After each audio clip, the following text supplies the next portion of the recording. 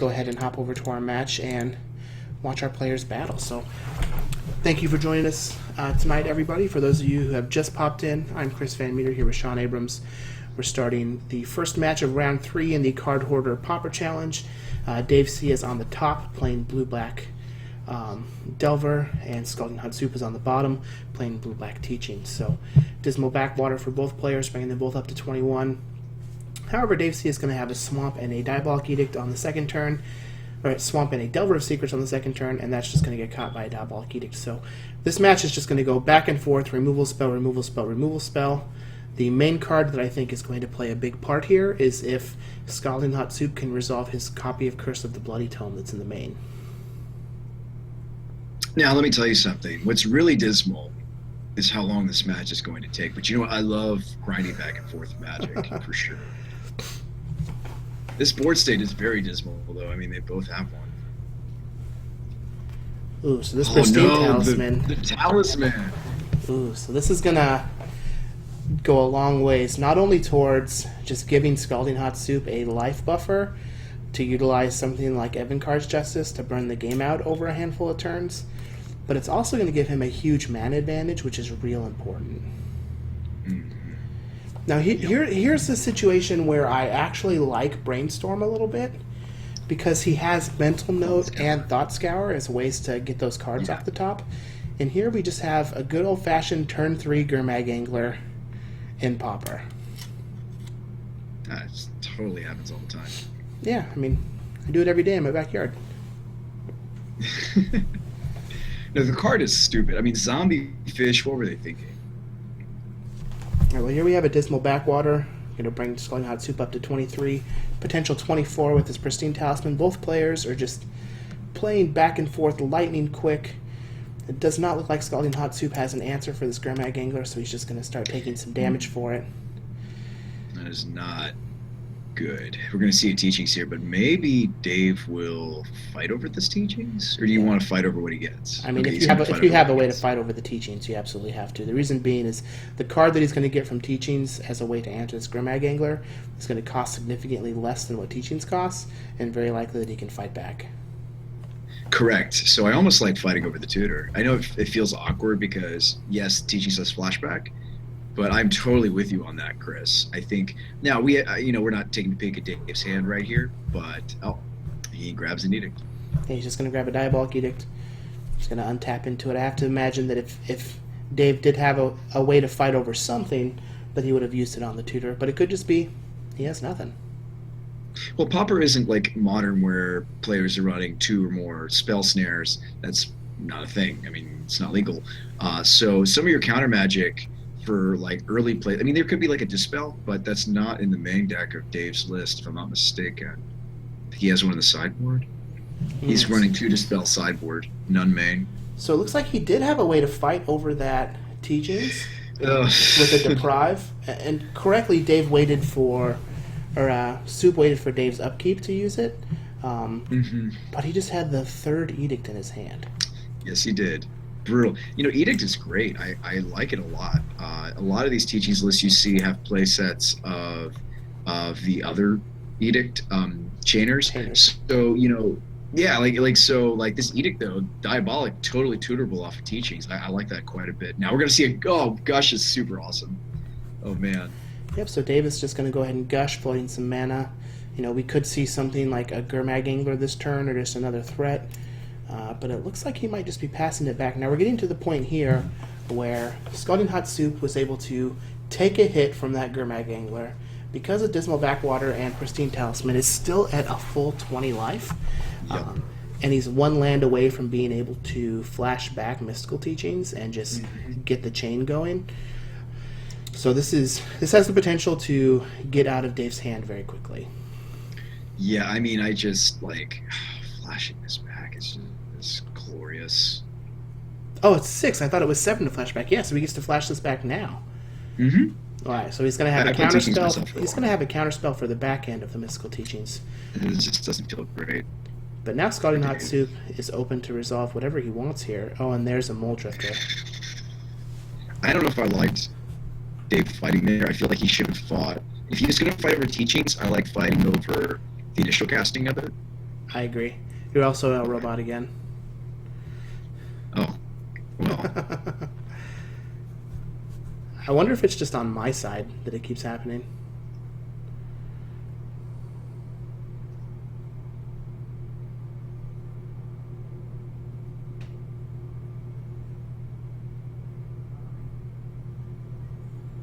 You know what? I could just...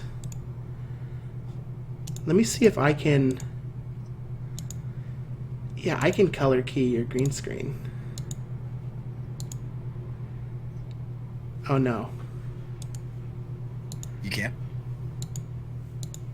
I just tried to, and it like just turned my entire screen white. So I'm just not gonna chroma key your green screen. Oh, that's not good. Oh, Jeff's online. I just noticed. I was just taking a look at the Cardhoarder roster.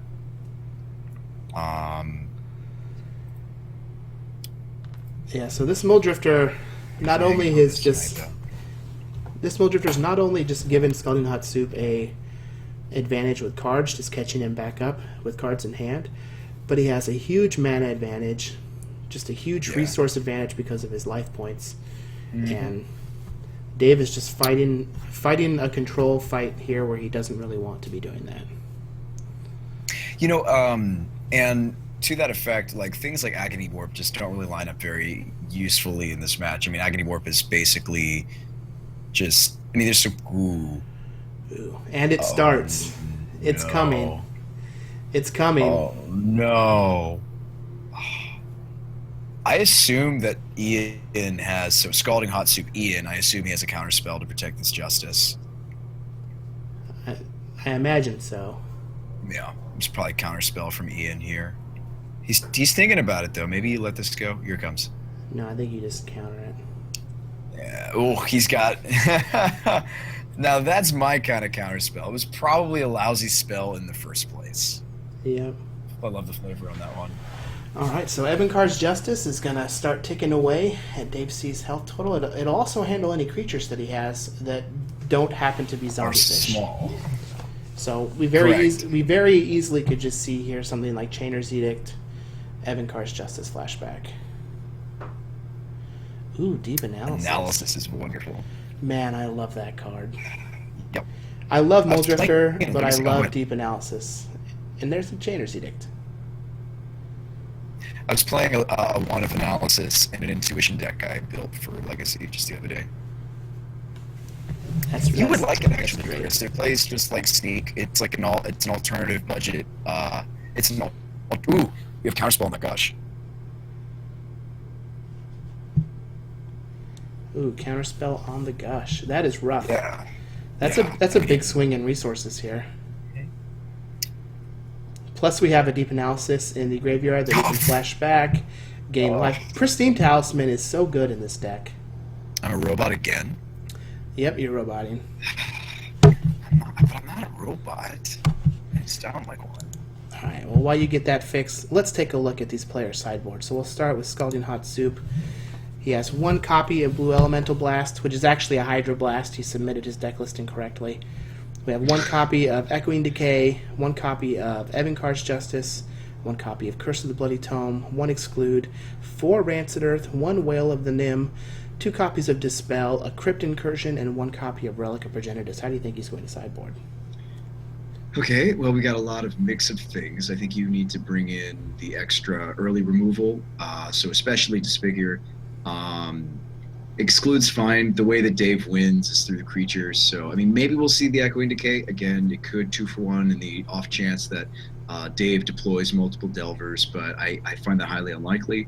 I think we're going to see, unfortunately, for our viewing pleasure, although some people love a good mill, I think we are going to see Curse come in. It is a nice way for Ian to finish off Dave. That doesn't involve creatures. We'll probably see another Justice come in. Again, I think the ways he wants to finish off Dave, because Dave has so many nice creature removal options, is we're probably going to see him go nearly creatureless. We're probably going to see him side out both anglers. The only creature he's probably going to keep in here, Chris, is going to be Mill Drifter. Other than that, maybe Dispel to better fight the Counter Wars. Other than that, I don't really see anything all that interesting. What do you think, Chris? I agree. I like Dispel and Curse. I don't even know if he needs the other Evankar's Justice. Like, Dave just has no good ways to interact with Curse once it resolves. So I think just being one Justice, one Curse, or one Justice, two Curse is fine. The Exclude might be good enough as well, but I definitely like the Dispels and the Curse of the Bloody Tome. And so we also have DaveSea. So he has 2 copies of Boomerang, a Doomblade, 2 Dispel, 3 Stormbound Geist, 1 Chainer's Edict, 2 Shrivel, 1 Evankar's Justice, 1 Essence Scatter, 1 Nil Spellbomb, and 1 Echoing Truth. How do you think he's going to sideboard?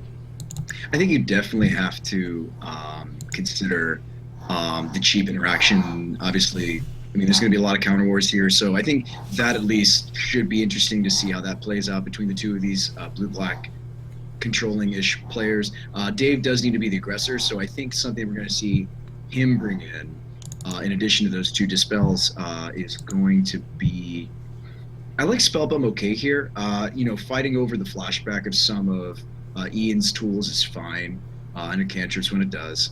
Other than those 3, maybe the Stormbounds is pretty resilient. We're probably going to see the 2 Dispel, the Spellbomb, and the Geists for sure. What do you think about something spicy like Boomerang? I mean, I think he has to be aware of Curse of the Bloody Tome, so I could possibly see an Echoing Truth coming in, but not the Boomerang. I definitely like 3 Stormbound Geists and 2 Dispel, and the No Spellbomb, because he can just very easily cut some of his removal that's in his main. Looks like we're wham jamming, and there's the turn 1 Delver, Chris. So, yep, we've got the turn 1 Delver. Now, if he is able to flip this on turn 2 and then have some soft permission behind it, he could easily ride this to victory. He is able to flip it by revealing a Brainstorm. It's basically all I ever want to do in life is flip a Delver on 2 by revealing a Brainstorm. And here we have Wretched Banquet. Mm-hmm. Delver of Secrets is hungry. Go eat on some zombies. Wretched Banquet is so spicy. You don't always see that from teachings. I like... It's just a 2 of in his list, and there's a counterspell. Okay. Oh, Dispel. And the Dispel. I like some of the stacks that we're gonna have in these matches, so this is definitely gonna be exciting. Man, yep. If Dave kept this hand on the back of hoping that Delver got there, this could go south for him very quickly. Well, we're seeing him brainstorm. He hasn't deployed a second threat yet, and Gurmag's a long way off his other delve threats. Actually, no offense to Dave, I think that's normal for these Delver lists, is it not? It almost feels creature-like to me. I know it sounds strange to say. We got a playset of Delver, we got a playset of Angler, and a couple Scavengers. It almost feels creature-like to me. I mean, once you bring in the Geists, then it feels like it has enough creatures to me. But what do you think about that, Chris? Yeah, I mean, the Delver decks they have to be creature-like because you need instants and sorceries to flip Delver of Secrets. So you just have to build, have to build your deck to support it.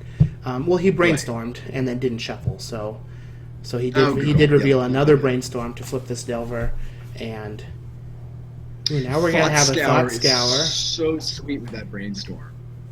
Maybe a Grimmager? Nope. So he's just gonna scour. He looks like he mills a swamp and a scour with his Thought Scour. Yeah. Get those cards out of here. It's so good. I mean, I guess, I think that it's the Thought Scour. I don't think it's the 4 of Evolving. I think it's the Thought Scours and the Mental Notes that actually, in my mind, is what Dave was thinking to make these brainstorms more playable. Yeah, it also facilitates. It also facilitates like the quad Gurmag Angler and the double Scavenger. Like you just have all these awesome Delve threats. Yeah. So these are fine. Dave is going to miss his 4th land drop, crash in for 3 with Delver, knocking Scaldinghotsoup down to 13. He does have a pristine talisman that he developed last turn, so let's see if he's able to cobble something together. He does need to find a removal spell for this Delver at some point, otherwise it will just end the game. Yeah. Now, Lamar brings up an interesting point.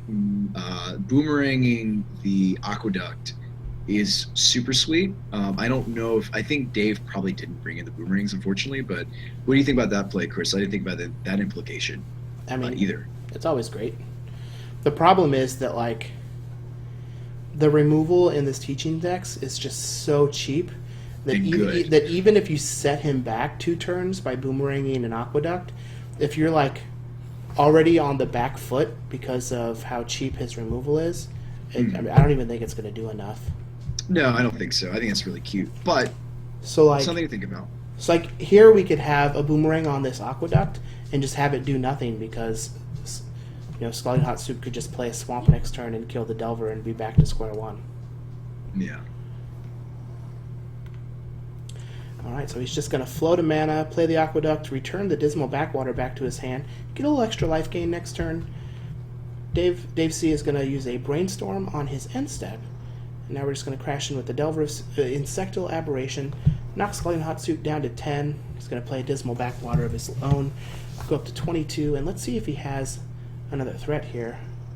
Looks like he might be delving something. And there's the zombie fish. He does have 2 mana available, so he can fight back against this counterspell from Scaldinghotsoup, and he's going to. Gurmag Angler's going to resolve Scaldinghotsoup. Scaldinghotsoup going to gain a life off that Pristine Talisman, go up to 11. I don't know, Sean. I think that Dave might just be able to tempo this one out. Yeah, I mean, Ian has a lot of cards in hand, but I think I'm going to agree with you on this one. Ian's kind of looking at his options for a little bit in this main phase, and maybe he doesn't have enough to work through this Flip Delver and this fish. Zombie fish is so good. It really is. Man, Deep Analysis is so gas. It is, but is he going to be able to follow that up with removal? Unless he has another Wretched Banquet. Oh man, he had a Banquet. Okay, we got a game. So the Banquet was able to take care of that Delver. He is going to get crashed down to 5 here, or down to 8 off of this Gurmag Angler. But maybe he can stabilize. Well, okay, I assume that Dave's hand is mono counter magic though. He has a lot of cards in hand though, and this Pristine Talisman, so he can he can live through another attack from this Gurmag Angler if he needs to.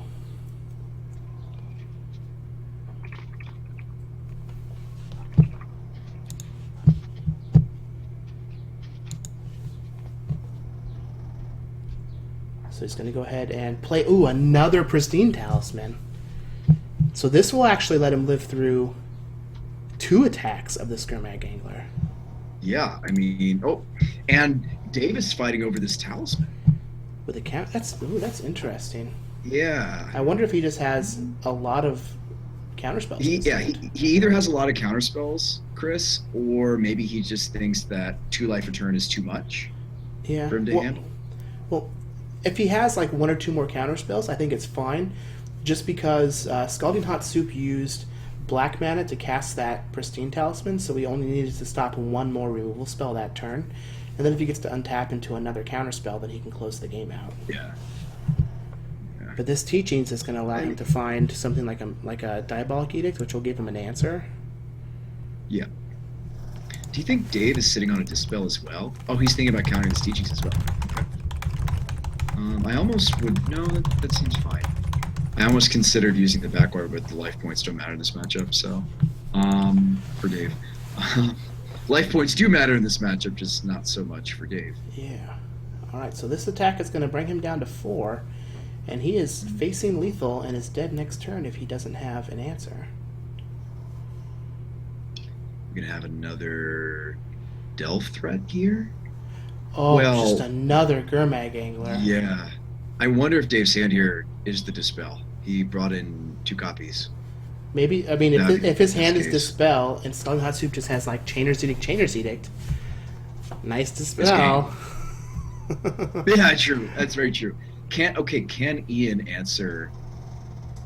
He has to answer both fishes. I mean, even with the Pristine Talisman life gain here, it looks like Dave has got this one locked up. I mean, Ian's kind of looking at his options here, Chris. He's taking a little while to think about this one.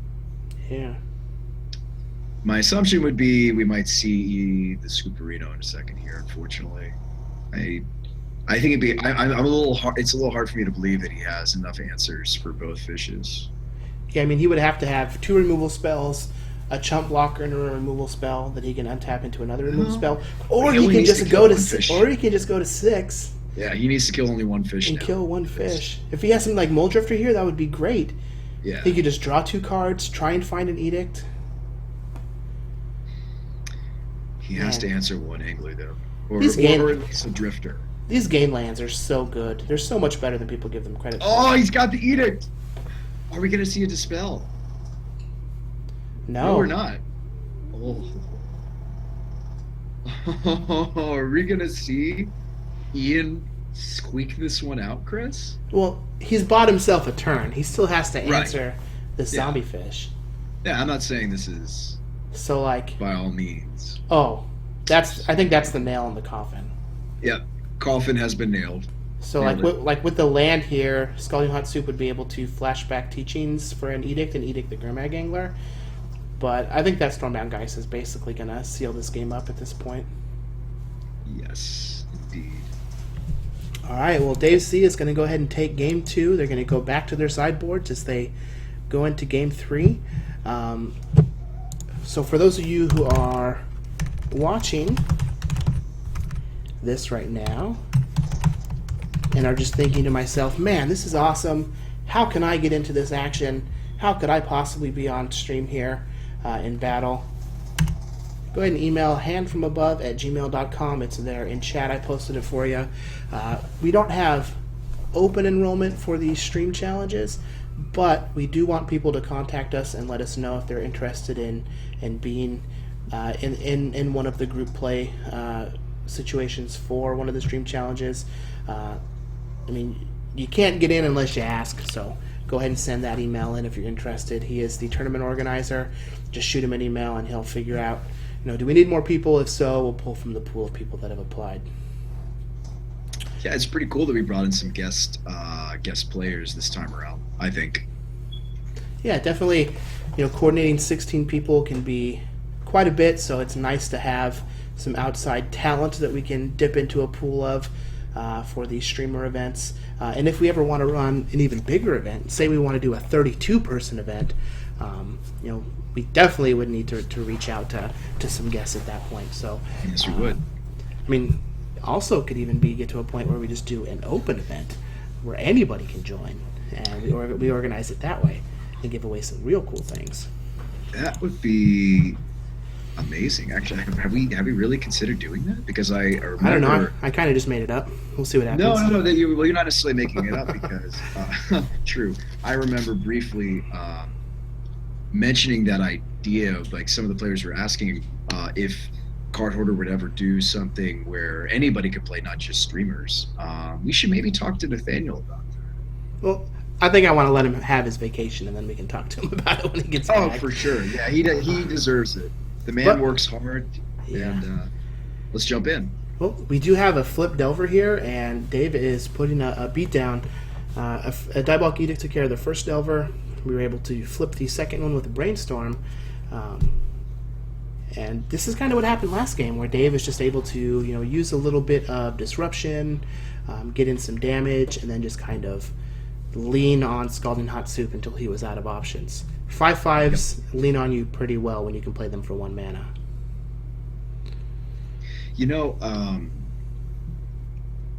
If we see a quick upset, this is not supposed to be such a quick matchup, by the way. We could actually get in maybe some more coverage, couldn't we? I did not anticipate this match would move this quickly and smoothly. We got backups. Don't worry. What are some of the backup matches? Something that I've seen Star City do. Obviously, we are not Star City, but I found interesting was they were letting the viewers vote for the backup matches or the top 4 matches or whatever. Is that something that we can maybe incorporate into in our own way for the top 4? Cardhoarder, do you think? Maybe. Because that would be really I don't see why not. In open play like this, it's a little easier for us to just show what we have available because there's only 4 matches playing each time. But our backup, if they're still playing when this ends, will be Pay the Toll and Telemokos. But it looks like we have a Sultai Scavenger is being cast for Dave. And Exclude is going to try and get some value. Deprive is going to say no, no, no. And here comes the Dispel. So ultimately that Scavenger is going to be countered. and Scalding Hot Soup is going to be up a card. That's pretty sweet. It is awesome.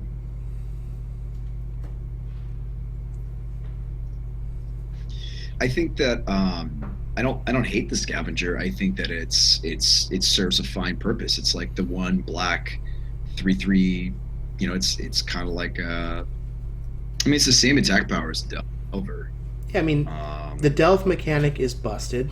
There's a reason it's very good. There's a reason that Dig Through Time and Treasure Cruise are banned in Legacy, and you're playing in a format where you don't have the actual fetch lands, but you have all of the one-drop cantrips and can play Thought Scour and Mental Note.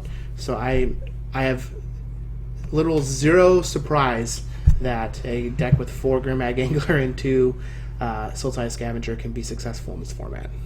Yeah, I mean, and to that end, I mean, so the Delve mechanic like rewards you for what? For playing Magic, right? For casting things. You know, some of the other mechanics that R&D has chucked out recently, I would cite Delirium. I think that was maybe their intention with Delirium, was to try to reward players for playing Magic, like just playing spells and maybe putting some spice in their decks. I haven't really seen that card play out that way. For example, or that mechanic. For example, like the Uvenwald spell. Everybody was proclaiming as like maybe like some sort of a Green Sun Zenith that you could play in Modern. I haven't really seen it work, Chris. Sam Black played a Teamer Traverse the Uvenwald deck at the Magic Online Championship this last weekend and did fairly well with it. What was he doing with it? Was like a tool? Ooh, Deprive on the Talisman. Yeah, just a toolbox. Was it like a toolbox? Just find your creatures. Was he like doing like Kiki Jiki with it? What was he doing with it? You just find your value creatures. Okay. Go get whatever you want. You just had a bunch of one-ups. That sounds like a blast. Actually, that sounds like my kind of deck. Yeah, I mean, I think that card hasn't been fully explored in Modern yet. So. Right. I think it's hard. We will see what happens. Well, I think it's just hard to get the Delirium to turn on. Like, what is he doing to turn on the Delirium? He had Mishra's Bauble in his deck. Ooh, okay. So Bauble, a fetch land, a creature. That's instant or sorcery. Yeah, you could get there. I had a buddy who was doing some weird stuff. Like he was running like a split of Lightning Bolt and Seal of Fire. Like just trying to get all sorts of weird stuff into the graveyard. Yeah. Ooh, Chainer's Edict on his Angler. So, looks like DaveSea was finally able to get a Grimag Angler in play. This Chainer's Edict is going to try and clean it up. He does have a counterspell for it, but Scaldinghotsoup has 6 cards in hand. 6 cards in hand, 4 mana available, doesn't fight back. Maybe he's not able to. Or maybe he just doesn't have the necessary. He might be loaded on creature removal instead of a. Well, it's fine. Yeah, I mean he could be loaded on removal, but only has 1 black mana source. So correct. This mana base is really holding Ian Scaldinghotsoup back in a major way. We might not have time for a backup match. By the way, I noticed that these players might exhaust these clocks. This is just the matchup, right? I mean, like it also looks like our backup matches are finished. So correct. Well, that's disappointing. I was kind of hoping to see some more Rebellatron or that really cool sacrifice deck. Well, there's always next week. Well, there's 2 weeks. The week after next. There's always next week. Next. Well, next week, Chris, is the top 4. The week after it's the finals, right? So that's the 8th. Don't miss that, guys. By the way, you're gonna be there, right, Chris? No. I got stuff to do. Crap. I like you doing the play. Oh, there's the guy. Do we have a counterspell? This card is so good. He's very good. We saw this in the Jeff Hoogland match. The Geist was just something that his deck was just not able to answer. Right? Remember that? Yeah. Well, not only that, with it being like fairly resilient, but it like is so good at insulating against these edicts. Like the only out that Scaldinghotsoup is going to have at this point would be just to edict and then instant Edict with the Undying on the stack to get rid of that Grimag Angler. That's a lot of work. CPC's that line. That's a lot to ask for. But this is only game. This is game 3. Yeah, this is for all the marbles. Oh man, this is not looking so hot for Now, Soup. We are going to see a Mystical Teachings, so he is able to go get a Diabolic Edict. So if he happens to have another black mana and 2 Edicts, he can clean up that Grimag Angler, but then he still has to deal with this 3/3 Stormbound Geist. Correct. Oh my goodness. I think this might be the nail in the coffin, so to speak. Ooh, he has to disfigure. So he can disfigure the Geist and then Edict the Grimag Angler with the trigger on the stack.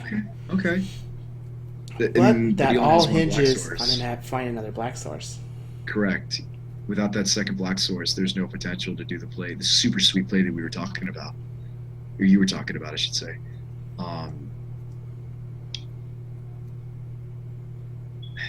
Maybe he has a way to draw some cards here. An Evoked Mole Drifter would be perfect. Drifter would trade with the first part of the Geist. That's a way you could trade the first piece of the Geist.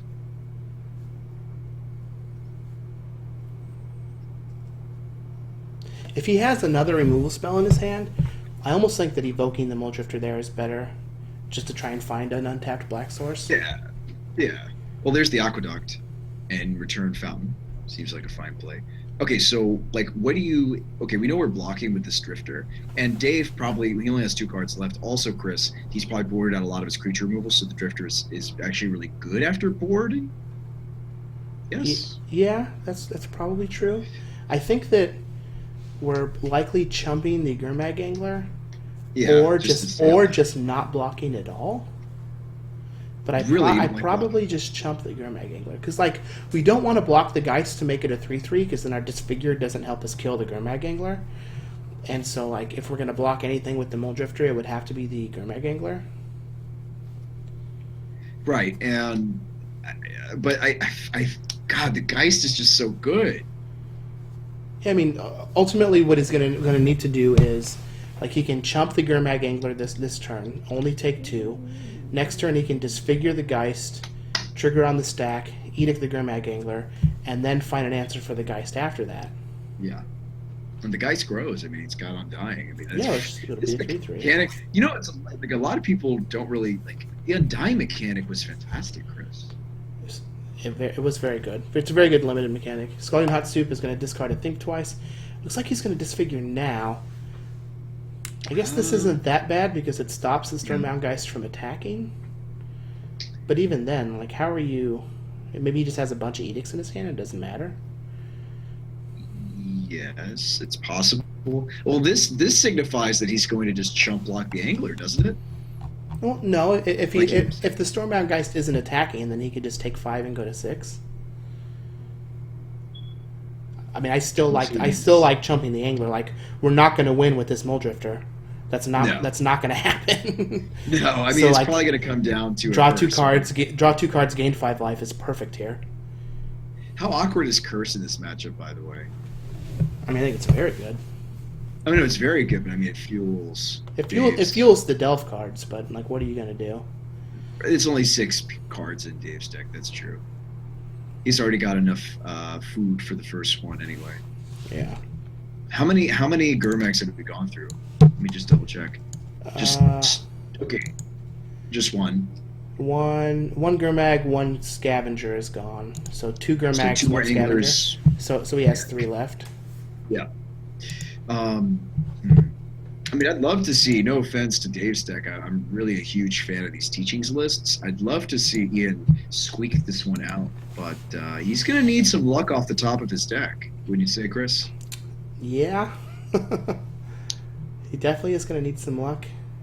It's just rough because, like, you want to play these control decks, but I mean, you have Delver of Secrets is such a good card. You have these 5/5s for 1 mana that you have to interact with. Yep. Yes, Angler's stupid. It's good, but it's maybe too good.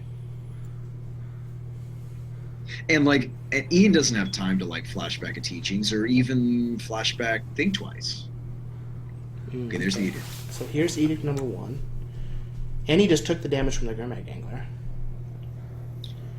So he sacks the Geist, leaves the Gurmag. Okay. Yeah, I mean, I don't like fighting over that edict. I think that I would fight over the next edict, and then try and fight over the flashback on the Chainer's edict. Interesting to note. I mean, the nice thing about this Delver deck is, I mean, you look at something like a format like Modern, where you've got soft counters kind of populating the CMC2 slots. You got things like Malalik and Raman. But in Pauper, like, you can run playset a counterspell, and Dave's even running some Curse. Here's that Curse. Yeah, this makes like having Curse makes me really want to block with my Muldrifter last turn. Yeah, right. Did Ian already have the Curse in hand? It's very possible.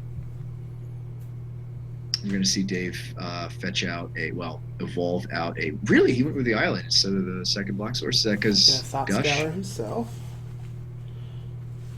Is that why you would grab second island? Ah, here comes that Diabolic Edict. Okay, Dave's going to fight here for sure. We're going to see a Deprive. Okay. Well, Deprive is just counterspells numbers, 5 through 7? Yeah. He was running... No, it's actually 5 through 8. He is running a full playset. Yeah, you just have eight counterspells. It's not a Seems bad good. thing. Not a bad place to be. I wish you could do that in Modern for sure. Have 8 counterspells, 8 hard counters. Like, what do you get? You get like Spell Snare. You get Cryptic. Those are like the only hard counters that really see play that I'm aware of. Any other counterspells that you would maybe play in Modern? No, that's probably about it. Ooh, so here we have a wretched Banquet. I love this card. No answer for it. Oh, yes! Are we going to have this slow, painful Mill of Doom? That's what it's looking like. And there's the Think Twice. Dave is down to 21 cards in his deck. 19 and after the curse. There goes a Spellbomb and a Counterspell. That stings to see those get milled. Those would have been nice top decks potentially. But he needs another threat. That's actually more important. And he does not redeploy a threat. That is not good. It's just going to land go. Scaldinghotsoup does still have a Mystical Teachings in his graveyard. Yeah, you don't want to land go against Teachings, especially after they stick the curse. Oh no, this is it. I wonder if Dave realizes how dead that he is. Looks like he's gonna... I'm sure he knows. Scaldinghotsoup is gonna flashback Mystical Teachings. What did he get? Oh, we don't get to see it. Oh yeah, I think he grabbed another Teachings. He does. He did grab another Teachings and then Teachings. Yeah, that's one of the really cool grindy things of this. And For Ian's another only Teachings. Well, in fairness, Chris, Ian's only just gone into the red zone. He's actually navigated this very efficiently. So us in the booth and you guys watching at home, I'm sure really appreciate that. It looks like he's very skilled with the deck. He's been playing this a while, hasn't he, Chris? I believe so. This Blue-Black Teachings. It looks very refined. It doesn't look like any Blue-Black Teachings I've looked at. A lot of his card choices, I remember you said at the beginning of the stream, we were going over the lists, or earlier in the stream, excuse me, you said that this was kind of an unconventional variant of Teachings, some of his card choices. I would agree. It looks like it's very tuned. It's very tuned to the spells that he wants to play. Teachings is a really cool choice in Pauper because you get to really customize it. So, for those of you who are getting caught up on what's been happening, basically he flashed back a Teachings for a Teachings, cast that Teachings for another Teachings, flashed back the second Teachings for a counterspell, and cast a Teachings for a counterspell. So now at this point he has 2 counterspells in hand and another Mystical Teachings in the graveyard. This is wonderful value. Teachings for Teachings for Teachings. So he's just needing to survive another 5 turns basically to get 4 turns to get mills off of this Curse of the Bloody Tome, and then he wins the game. Dave is a good sport. I think that I wish I should read their chat. I feel like Dave is just like letting He's only said one thing. He just says he thinks he punted the game. Yeah, I see that. I wonder if Dave is just like a connoisseur of just like, maybe he's like a masochist. Like maybe he just like. I'm gonna exclude your Grimag Angler, and you know I still have 2 counter spells in my hand. Yeah, exclude just feels so good. That card is sweet. 2 Yeah, relevant it really modes is. from Cryptic on a splashable 3-mana counterspell. Exclude is awesome. Oh, out of all of the counterspells that like Pauper gets to run, isn't that one of the more exciting ones? Yeah, it's very nice. All right, so this favorite Pauper counterspell. Oh, go ahead. I mean, counterspell. Okay. I mean, I like the spicier things in life. I actually really like what was it? Robert was running a really sick soul manipulation. What about that? That gets me excited. Yeah, soul manipulation is sweet. I was playing. Ooh, look at this stack. I was playing Prohibit in my Tron deck for a bit, which was kind of cool. Prohibit? Oh, yeah. yes. Okay, hang on a second. I'm sorry, I totally interrupted though. That stack was phenomenal. Yeah, well, it looks So we like had Delver counterspell, Dispel counterspell. And Scaldinghotsoup is going to win the match. Congratulations to Scaldinghotsoup. Let's go ahead and take a look at our standings to see if anybody 3-0'd. So Dave